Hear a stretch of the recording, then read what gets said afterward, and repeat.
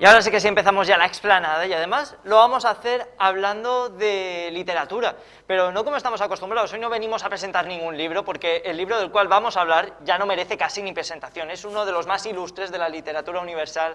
Hablamos de una obra del siglo XVII, de un grande entre los grandes. Él es Miguel de Cervantes y qué mejor para hablar de este tema que Adolfo. Muy buenas tardes, bienvenido. Muchas Eres gracias. coleccionista de Quijotes. Sí, de ediciones de Quijotes y cosas relacionadas con el Quijote y Cervantes. Además, hoy nos has traído dos libros. El Sí. primero es este. Sí, ¿Por qué has decidido traernos este ejemplar? porque ese es el origen de mi colección. Ese es el primer Quijote que tuve. Este es el primer Quijote del mundo que llegó a tus manos. Sí. ¿Cómo llega? Pues nosotros hasta el año 74 residíamos en Tánger, en Marruecos, y unas navidades pues mi tía me lo mandó.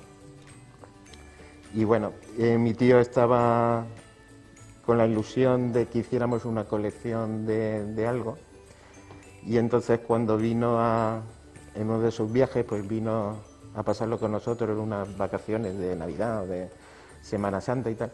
Pues vio que tenía en mi pequeña biblioteca, que mi padre ya bien pequeño se encargó de que tuviera, pues vio que tenía una edición del Quijote y me propuso a partir de ese momento pues que hiciéramos una colección. Aquello que a lo mejor iba a ser algo pasajero con un niño de 6 o 7 años, que nunca se sabe cómo iba a acabar, pues ya es un camino de más de 40 años. ¿Cómo ha crecido la colección? Porque empezó con este ejemplar, pero imagino que tras 40 años la colección ha dado sus frutos. Bueno, la colección yo la divido en 7 bloques temáticos.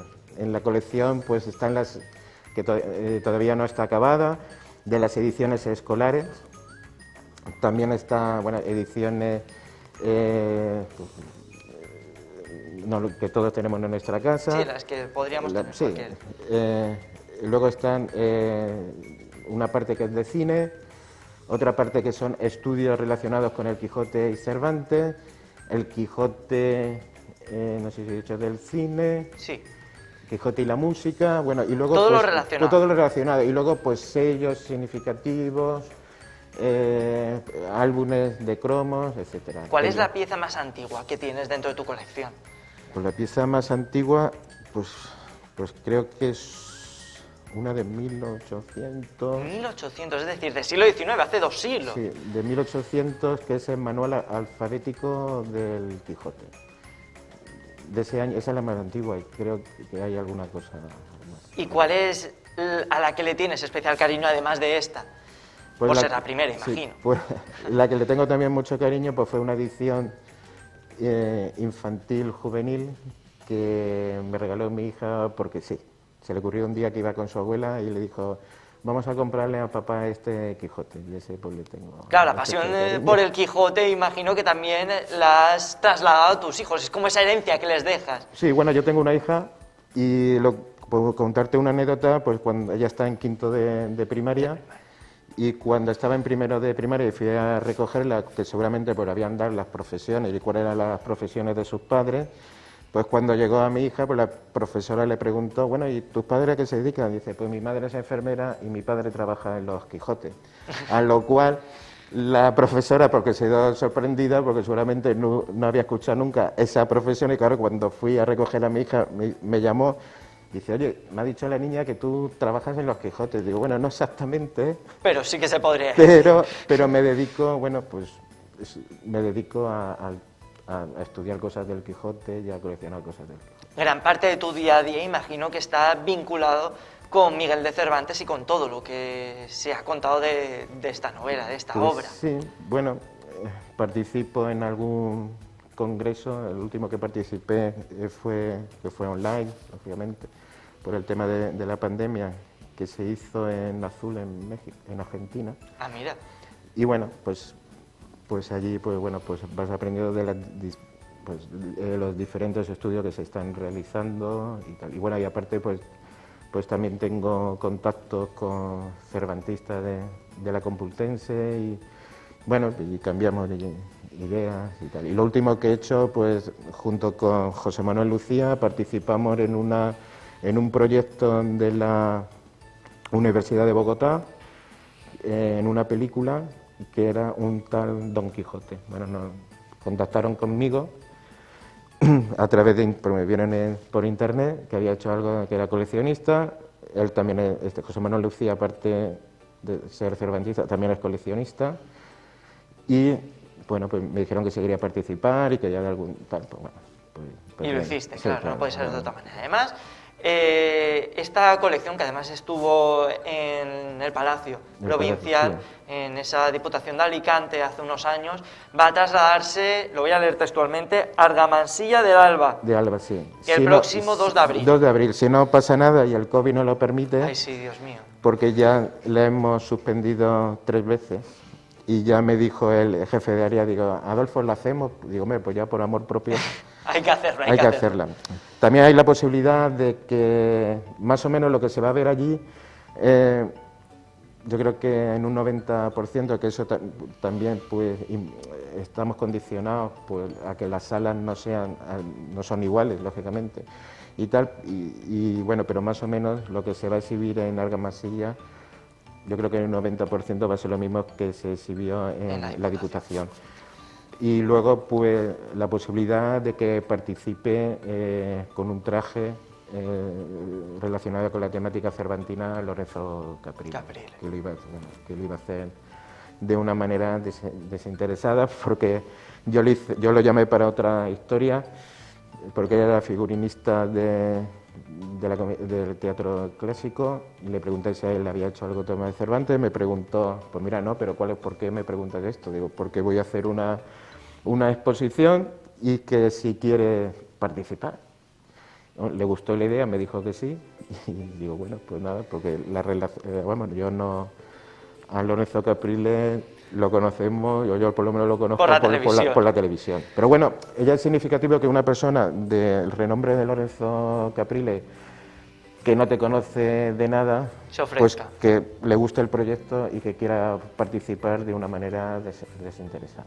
Además, el 24 de febrero, corrígeme si me equivoco en algún momento de la entrevista, aquí en Alicante, en el Ateneo, se va a hablar de los huesos del Quijote. ¿Vas a ser tú? Bueno, vamos a hablar de la búsqueda que se inició un proyecto en el 2014 en Madrid, de la búsqueda de los huesos. Ha sido toda una aventura, además, esto de encontrar a Miguel de Cervantes. Bueno, la suerte también he tenido que cuando descuelgas un teléfono y contactas, en este caso con Francisco Echeverría y con Almudena García Rubio, que eran los directores del proyecto, junto con Fernando de Prado, que fue el que inició todo esto, que no es familia mío, aunque tengamos casi el mismo apellido, pues esos fueron los que me informaron, me dieron todas las dudas que tenía, porque ellos me mandaron cosas de la investigación, del proyecto, de los huesos y tal. Y lo único que quedaba era que una vez que se había encontrado la información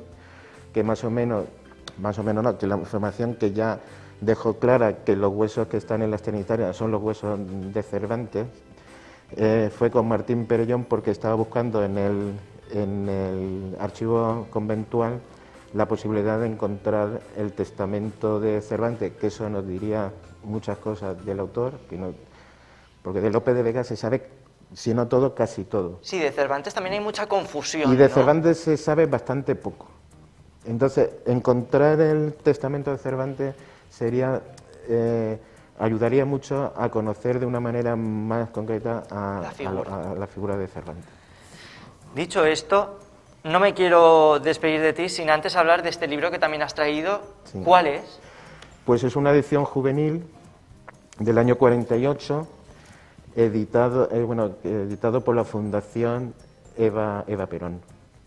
Bueno, ¿qué tiene de especial este libro? Bueno, pues es de la fundación, es de su fundación. Es un libro que sabía que existía y bueno, pues me tiré un año detrás de él. Y bueno, que es poco conocido. ¿Cómo llega a ti este libro? ¿Cómo? ¿Cómo llegó a ti? Pues bueno, me llegó a mí porque José Manuel Lucía me lo había comentado, de que dice, oye, he encontrado este libro en Madrid.